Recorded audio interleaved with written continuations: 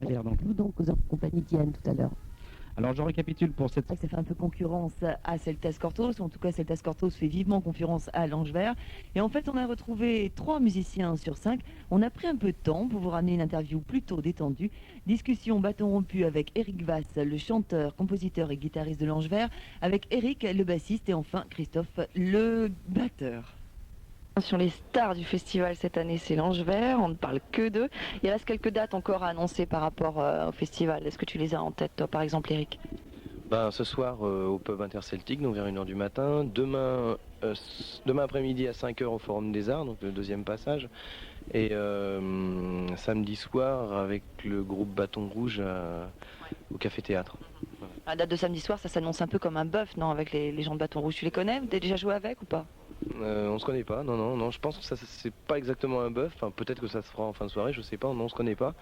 Ce sera plutôt deux concerts différents, et puis on verra à la fin de la soirée ce qui peut se passer, mais non, c'est plutôt 2 concerts différents, parce que pour des raisons techniques, c'est quand même beaucoup plus pratique. Alors, on a un deuxième lascar là sous la main, c'est Eric. Alors toi, t'es bassiste. Comment ça s'est passé les précédents concerts là, en fait, que vous avez fait sur le festival? Est-ce que vous avez l'impression que les gens vous connaissaient déjà, ou il y a beaucoup de gens qui vous ont découvert? Je crois qu'il y avait une partie du public qui nous connaissait déjà, hein, il y a une partie du public qui nous suit, puis il y avait donc évidemment tout le public du festival qui était venu pour les musiques peut-être un petit peu plus traditionnelles, qui ont découvert un peu le rock celtique. Voilà. Est-ce que vous avez fait des rencontres intéressantes avec d'autres groupes, a priori ou pas? Parce que parfois on a des rencontres et ça nous semble... Enfin, c'était un genre musical qu'on connaissait absolument pas, qu'on a une façon de travailler qui nous étonne, ça va peut-être nous donner matière après à travailler nous-mêmes. Est-ce que ça s'est passé pendant le festival? Parce que vous êtes nombreux à venir ici. Ça c'est pas, les rencontres sont peut-être pas faites le plus au festival, mais c'est vrai que là on est à l'aboutissement d'à peu près un mois de tournée, et donc on a rencontré des gens vraiment du milieu traditionnel. Je pense à un concert qui s'est passé sous les halles du Fawet, et ce qui s'est terminé avec un bœuf avec Jean Baron, ce qui est quand même assez extraordinaire, parce qu'apparemment on pourrait être opposés, alors qu'en fait il y a eu un bon feeling entre nous, et donc ça a été super. J'ai rencontré des gens de la Bottine Souriante, Soldat Louis, mais qu'on connaissait déjà un peu. On a rencontré le nouveau Pipe de Glace, enfin bon, Pierrick Lemou, qui est Irish Stew, etc. Donc effectivement, on a fait des rencontres. Sur l'Orient, quelques-unes. On se sent peut-être un peu isolé à ce niveau-là.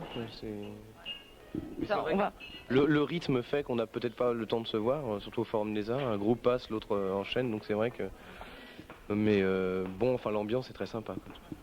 On va poser la question justement, on va peut-être rebondir sur le même sujet à Christophe, qui donc lui est batteur, qui reste toujours plus ou moins dans l'ombre, et ça dépend, parfois les éclairages vous mettent bien en valeur et c'est bien.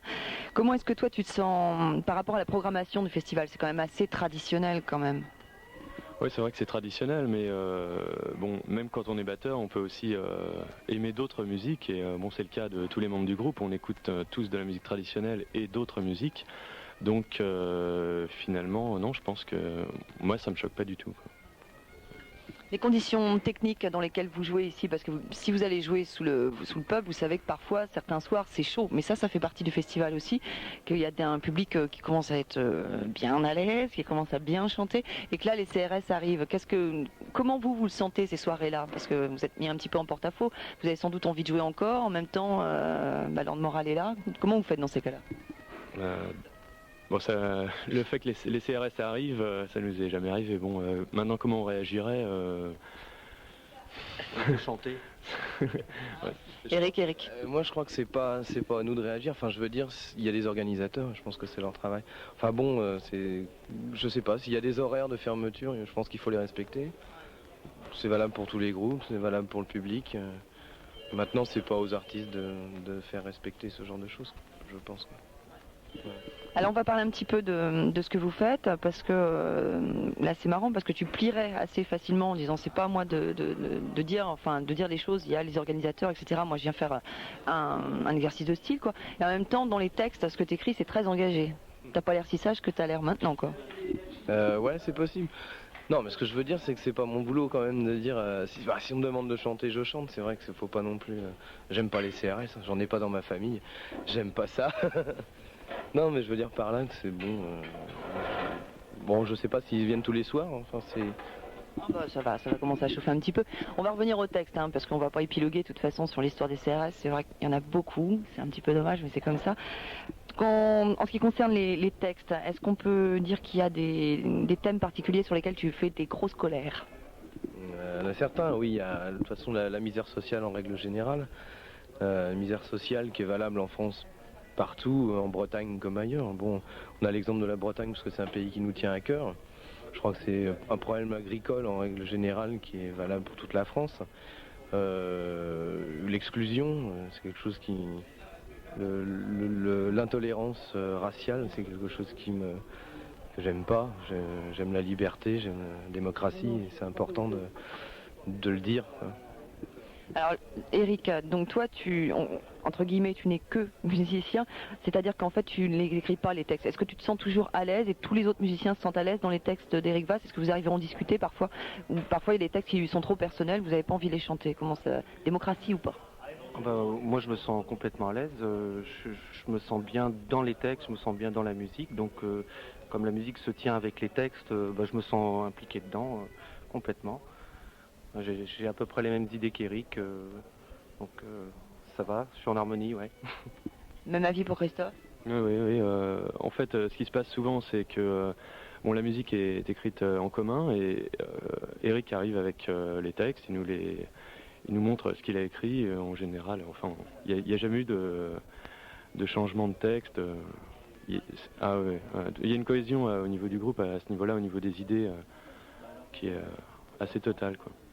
Et la magie, elle opère de la même façon, ce qui concerne la composition donc musicale, elle vient de la même façon, rapidement? Ça dépend des morceaux. Il y a des morceaux qui ont été faits assez vite, disons, pas dans le mauvais sens du terme. Disons qu'on a tout de suite senti ce qu'on voulait jouer du premier coup.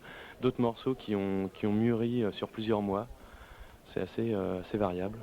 Puis il y a certains morceaux qui ont été achevés entre guillemets et puis qui ont été retravaillés après. Bon, ça c'est comme on le ressent sur le moment, je crois. Avec les chansons.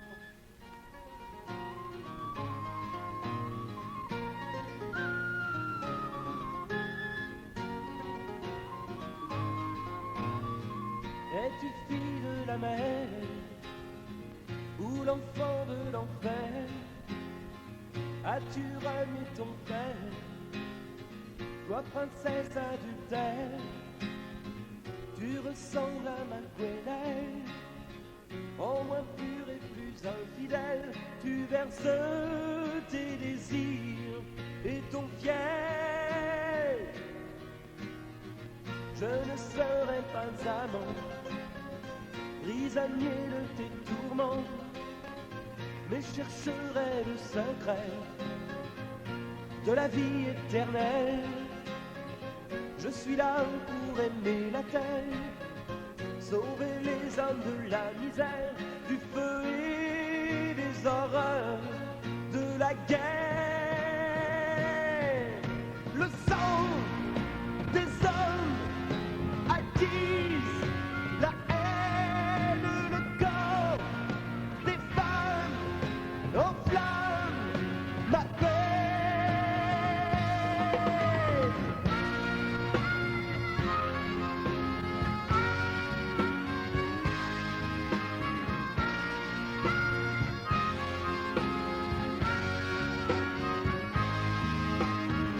Je ne connais pas tes dieux et ne suis pas de ceux qui enchaînent les malheureux sans foi ni loi ni queue.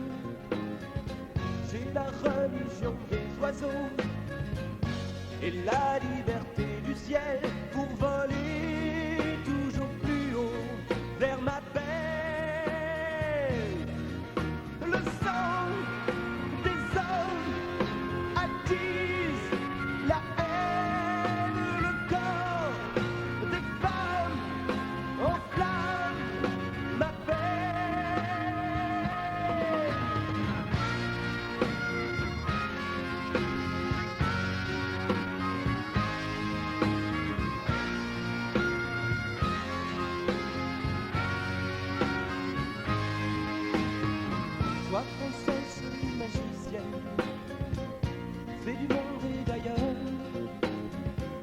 s'enseigne toutes les peurs qui dans nos cœurs se tiennent, résistant enfin à l'impudeur du démon qui compte les heures. Sois responsable des tiens, de ta vie. Le sang des hommes attise la haine, le corps des femmes en flammes m'appelle. Le sang des hommes attise la haine, le corps des femmes en flammes m'appelle. Le sang, le corps, le sang des hommes, le corps des femmes.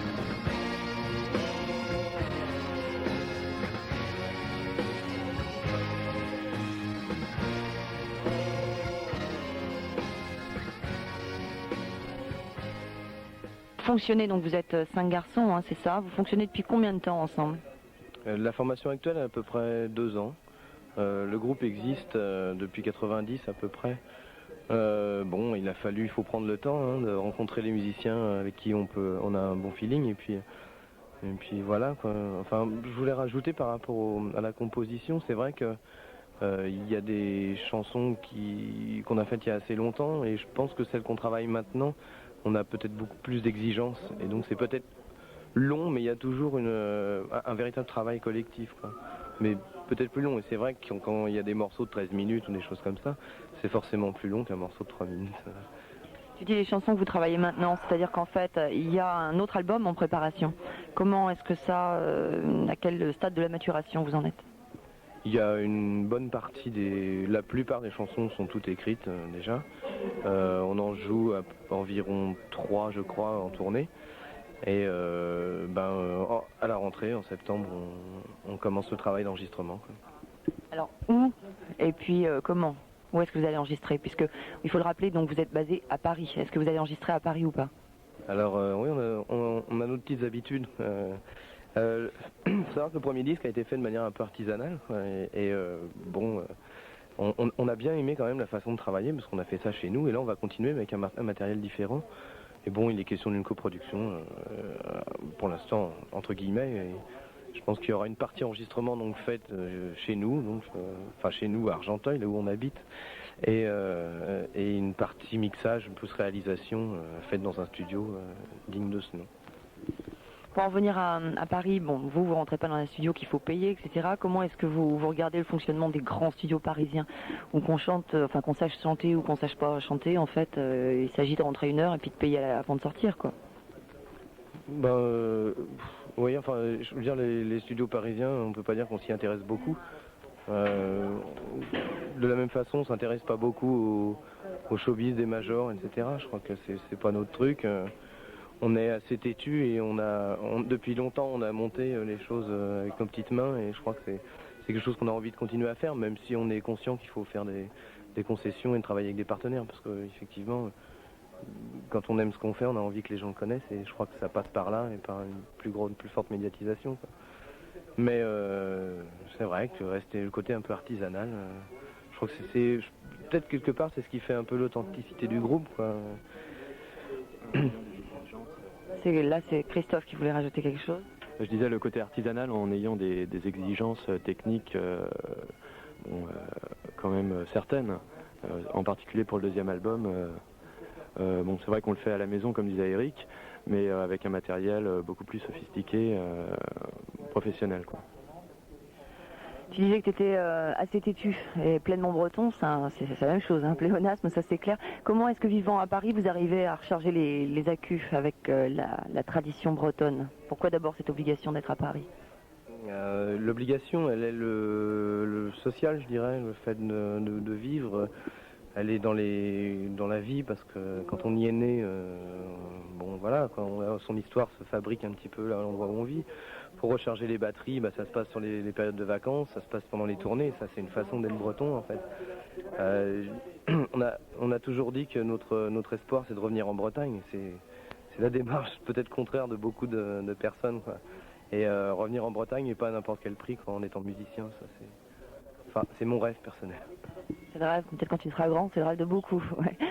Eric, qu'est-ce que je veux dire? Comment est-ce que toi, j'ai totalement perdu ma question. Est-ce que la formation te paraît bien équilibrée, là, telle que vous fonctionnez à 5, ou est-ce que vous avez éventuellement envie de faire intervenir un musicien de plus sur quelques morceaux particuliers ou pas? Moi, je pense que quand on parle sur des bases de rythmique du rock, on a tout ce qu'il faut. Bon, je crois que effectivement la formation est bien équilibrée.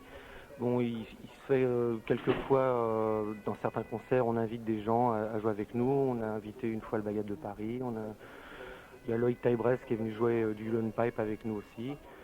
Donc c'est vrai que rajouter une petite note supplémentaire, des fois ça donne encore plus de chaleur. Mais bon, disons que la formation actuelle me semble bien cohérente et d'ailleurs on s'emploie sur le deuxième album à donner cette grande cohésion musicale.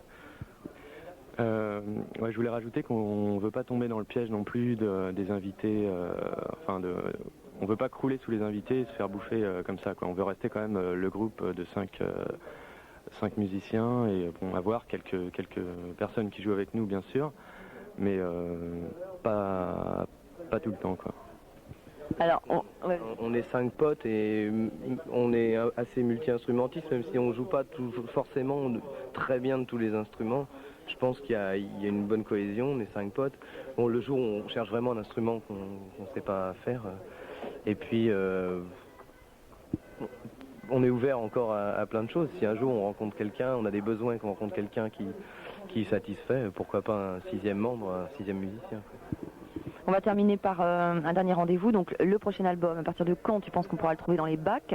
Qu'est-ce qu'on va demander comme album? Comment il va s'appeler? Éventuellement, est-ce que tu peux nous donner les titres, donc des 3 premières chansons qui sont déjà donc sur scène? Alors, il y a un titre, le titre de l'album, ce sera Les Armes de Bretagne, déjà. Pourquoi? Alors, Les Armes de Bretagne, en fait, c'est parti de critiques que j'ai pu ressentir de la part un peu du milieu breton. Oui, c'est quoi? C'est pas rigolo, ça. Bon, un petit peu une espèce de recul, hein, qu'est-ce que c'est que ces mecs qui viennent en terrain conquis, alors que vraiment, je pensais être sincère en disant que c'est pas du tout ça et que c'est pas parce que je vais habiter à 500 bornes que je vais pas mener le même combat pour la Bretagne, que je vais pas m'intéresser aux gens qui y vivent. Bon, en gros, les armes de Bretagne, c'est tout ce que je ressens. Toutes les armes, c'est pas la violence, c'est tout ce qui est culturel, toute cette force, toute cette richesse de diversité des gens, d'échange de culture, comme au festival. Et voilà, c'est un peu tout ça, un peu essayer de mettre dans un album tous ces gens qu'on a pu rencontrer, les idées qu'on a sur la Bretagne, voilà. Et je reviens donc au fil de la question. J'avais demandé si tu avais éventuellement les titres des premières chansons que vous faisiez déjà sur scène. Oui, donc le morceau Les Armes de Bretagne, hein, qui sera certainement le premier ce soir, d'ailleurs. Jeanne Clément, qui parle d'une vieille femme qui existait à Belle-Île-en-Mer pendant 92, que j'ai connue quand j'étais...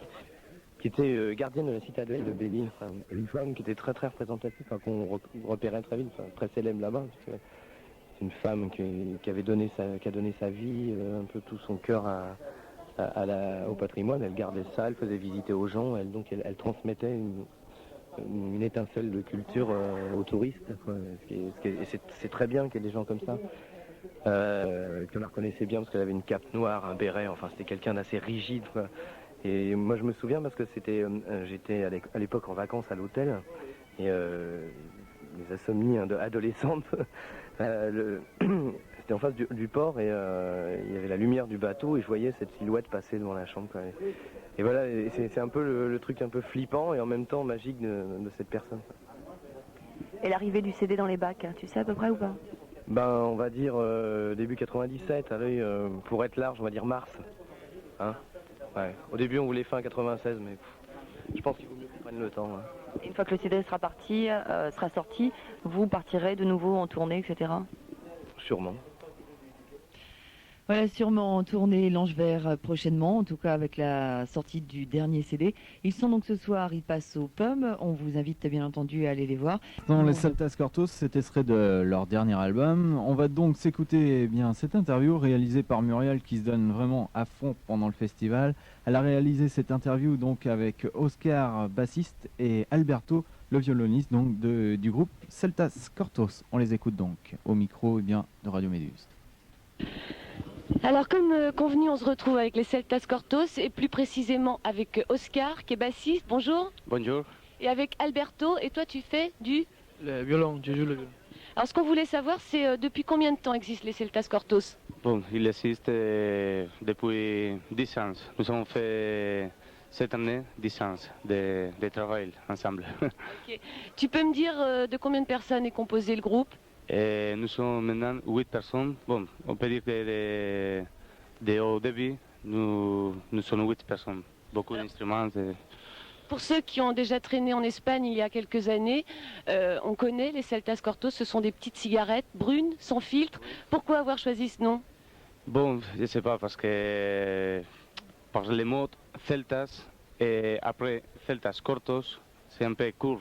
Alors, nous ne faisons pas une musique celtique traditionnelle, non? Sinon, c'est une musique traditionnelle un peu courte avec d'autres influences. Non sais.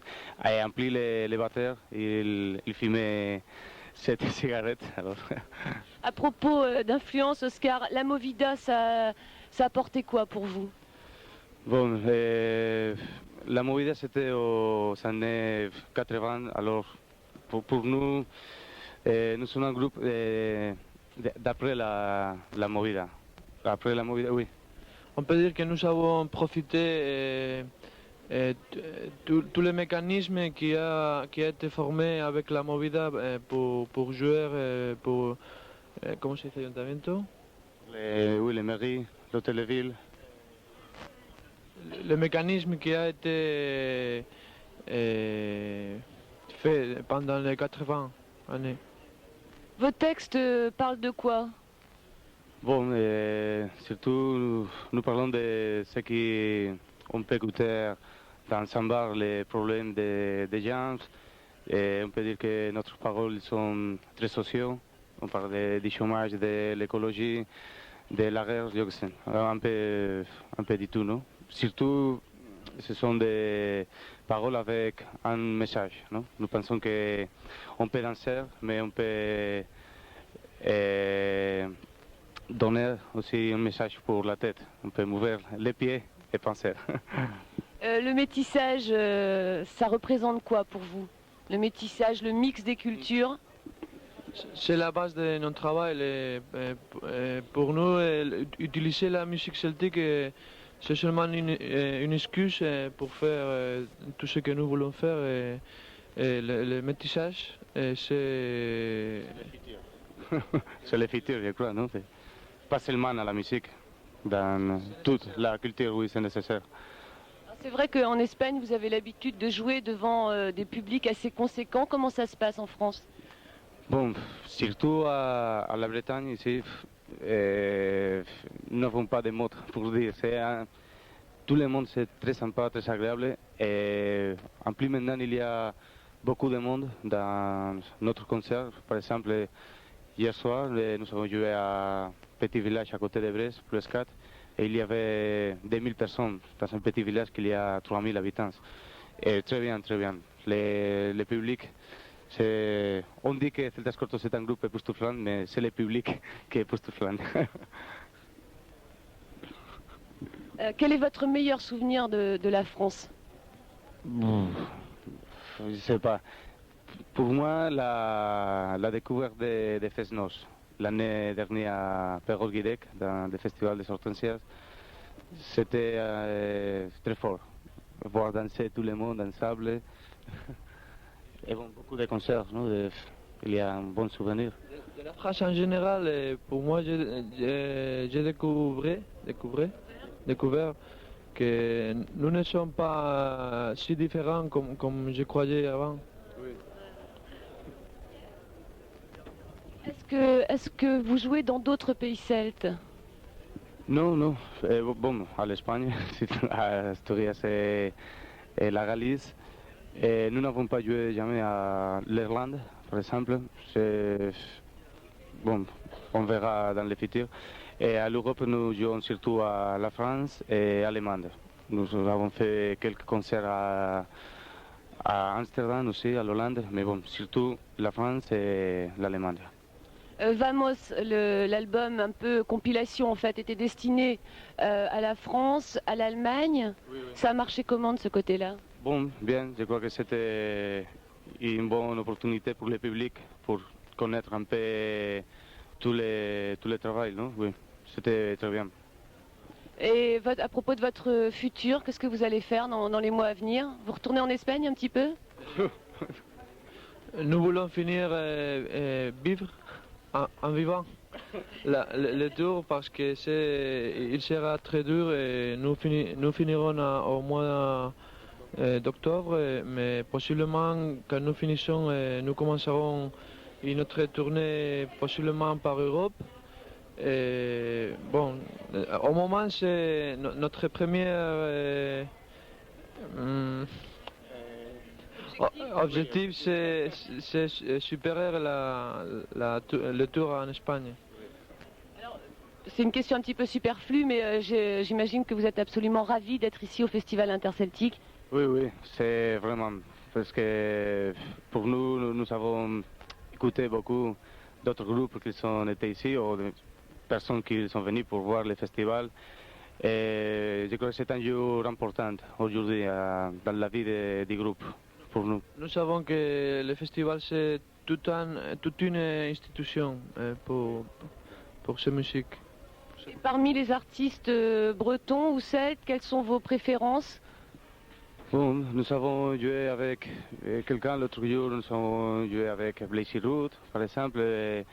J'aime beaucoup Arge Yawank. Et bon, Alan Stivell c'est un de notre préféré. Mais Ce concours, donc ce disque, c'est l'aboutissement de plusieurs années de réflexion, de travail, en concertation donc avec les gens du festival et les musiciens eux-mêmes. Ça part d'un constat il y a quelques années de voir que tout le mouvement musical progressait et que les sonores étaient un peu laissés pour compte, que la musique les sonores étaient pris comme des machines à faire danser, puis ils n'étaient pas du tout valorisés. Ils étaient pourtant à l'origine de toutes les créations musicales. Je parle des groupes folk, dans chaque groupe musical on retrouve un sonore de bombarde qui va être un petit peu l'âme du groupe, ou alors si c'est pas un sonore, c'est un chanteur. Nous on a décidé il y a 7 ans de mettre en valeur.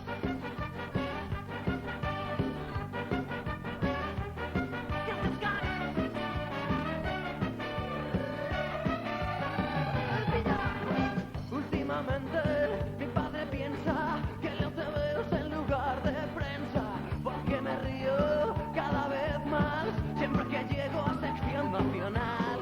Que es el ministro, que es Roldán, que es un banquero, el caso Garral.